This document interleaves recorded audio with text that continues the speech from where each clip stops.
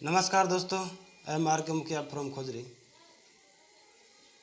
आज हम class 10th का पहला चैप्टर पढ़ेंगे। उसका नाम है वास्तविक संख्या।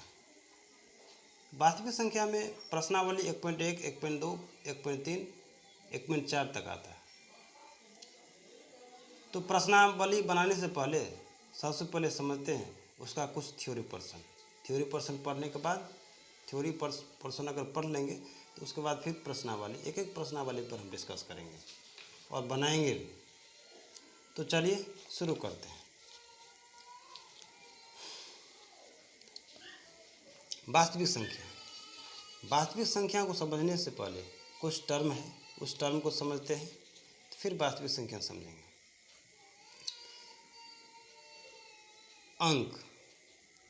अंक को इंग्लिश में डिजिट बोलते हैं। अंक ऐसे चिन्ह है जो संख्याओं के लिखने में काम आते हैं। अंक ऐसे चिन्ह है जो संख्याओं के लिखने में काम आते हैं। यानी अंक से हम संख्या बना सकते हैं, यानी अंक से ही संख्या बनता है।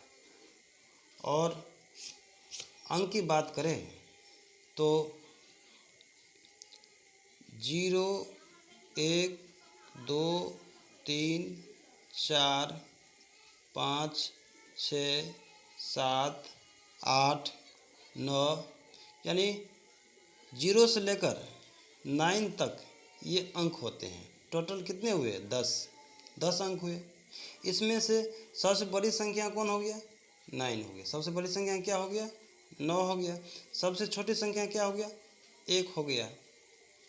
और अगर पूछे 2 अंकों की सबसे बड़ी संख्या क्या हो जाएगा तो 2 हो जाएगा। 2 अंक की सबसे छोटी संख्या क्या हो जाएगा? 1 0 हो जाएगा। 3 अंकों की बड़ी संख्या क्या होगा? 3 9 हो जाएगा। 3 अंकों की छोटी संख्या क्या हो जाएगा? 1 2 0 हो जाएगा। और अंक जो है अपने आप में एक संख्या भी है। अगर अंक क्या है? संख्या भी है। यानी 0 भी संख्या है, 1 भी संख्या है, 2 भी है, यानी ये अंक भी है, संख्या दोनों है। अब संख्या समझते हैं।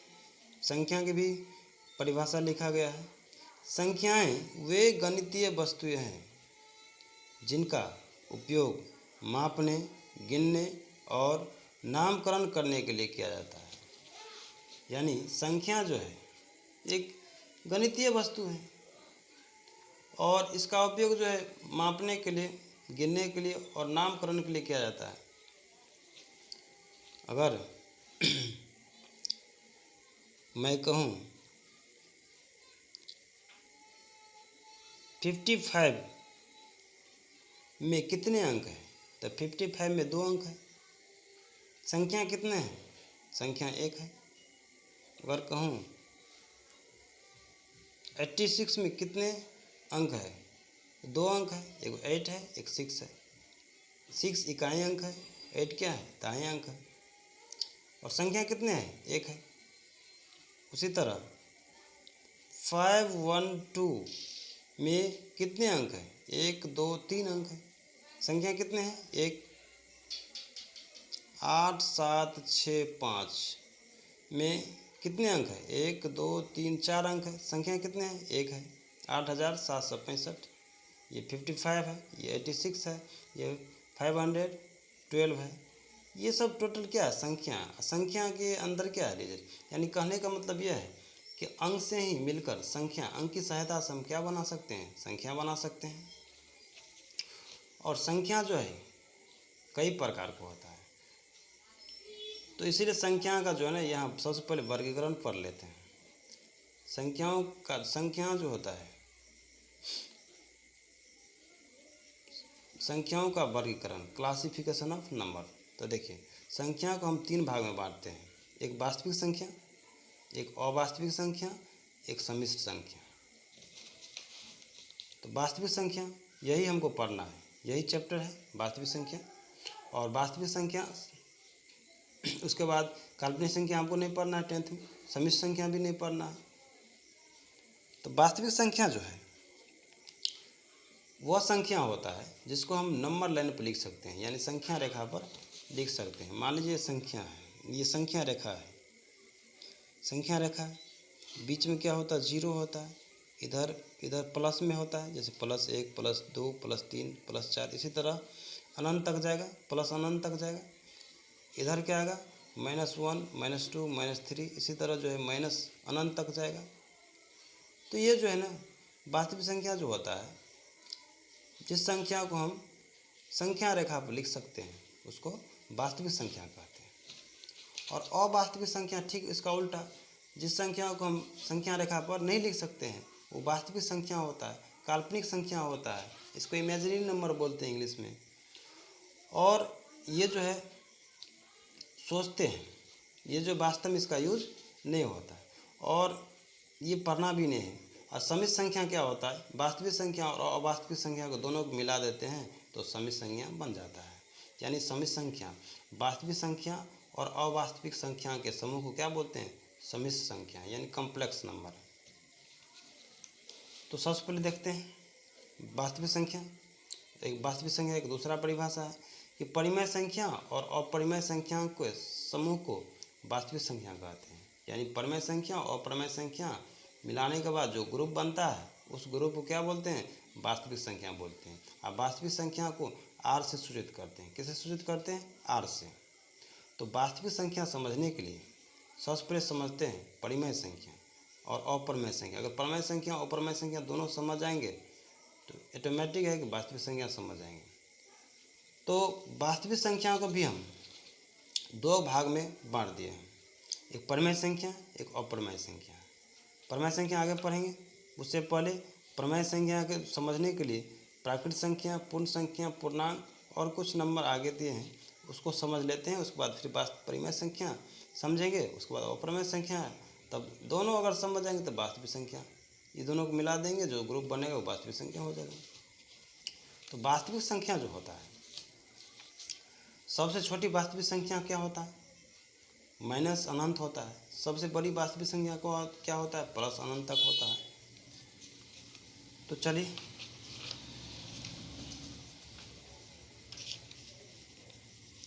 सबसे पहले समझते हैं प्राकृत संख्या। प्राकृत संख्या सबसे पहले समझते हैं। प्राकृत संख्या, गिनती की संख्या को प्राकृत संख्या कहते हैं। इसे n से सूचित करते हैं।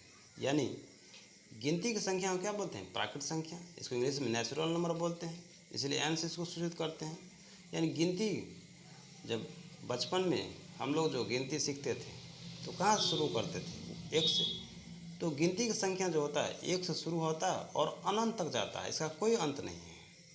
यानी जो है प्राकृत संख्या जो होता है 1 से शुरू होता है, इसके बाद 1 के बाद 2 आएगा, उसके बाद 3 आएगा, उसके बाद 4 आएगा, उसके बाद 5 आएगा, उसी तरह जो है चलता रहेगा, अनंत तक जाएगा, इसका कोई अंत नहीं है। अगर कहें कि सबसे छोटी प्राकृत संख्या कौन है, तो सबसे छोटी प्राकृत संख्या क्या होगा, 1 होगा।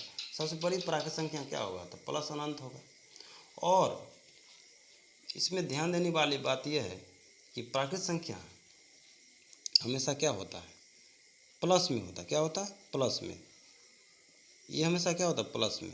ये माइनस में कभी नहीं होगा, ये माइनस में कभी नहीं प्राकृत संख्या नहीं होगा, नहीं दशमलव में होगा और नहीं भिन्न में होगा।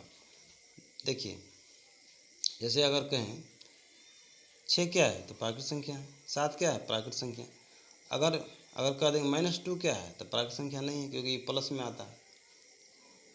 अब उसी तरह जो है 5/7 क्या है, ये प्राकृत संख्या नहीं है, क्योंकि माइनस में है। माइनस में ये प्राकृत संख्या नहीं है। ये 5/7 ये भिन्न में है, ये भी प्राकृत संख्या नहीं है। उसके बाद अगर कहें 5.6, ये पॉइंट में आ गया, ये भी प्राकृत संख्या नहीं है। यानी प्राकृत संख्या जो होता है सिर्फ क्या होता है, पॉजिटिव होता है, प्लस में होता है। और ये 1 से शुरू होता है और प्लस अनंत तक जाता है। नहीं ये पॉइंट में हो सकता है, नहीं ये माइनस में हो सकता है, नहीं भिन्न में हो सकता है। पूर्ण संख्या, पूर्ण संख्या क्या होता है, इसी जितना प्राकृत संख्या है अगर इसमें अगर एगो 0 मिला दे तो ये पूर्ण संख्या बन जाएगा। पूर्ण संख्या को W से सूचित करते हैं। जैसे पूर्ण संख्या को W से सूचित करते हैं तो पूर्ण संख्या स्टार्ट जो होगा ये कहाँ से शुरू होगा, 0, 1, 2 3 4 5 इसी तरह अनंत तक ये भी जाएगा। यानी सबसे छोटी प्राकृत संख्या क्या, सॉरी, सबसे छोटी पूर्ण संख्या कौन हो जाएगा? 0। और सबसे बड़ी अगर पूछे तो प्लस अनंत होगा। तो पूर्ण संख्या जो होता है, प्राकृत संख्या को मिला दे, प्राकृत संख्या में 0 को शामिल कर लेते हैं, 0 को मिला देते हैं तो पूर्ण संख्या है। यानी कहने का मतलब जो होता है, प्राकृत संख्या तो 1 से स्टार्ट होता है और पूर्ण संख्या 0 से शुरू होता है।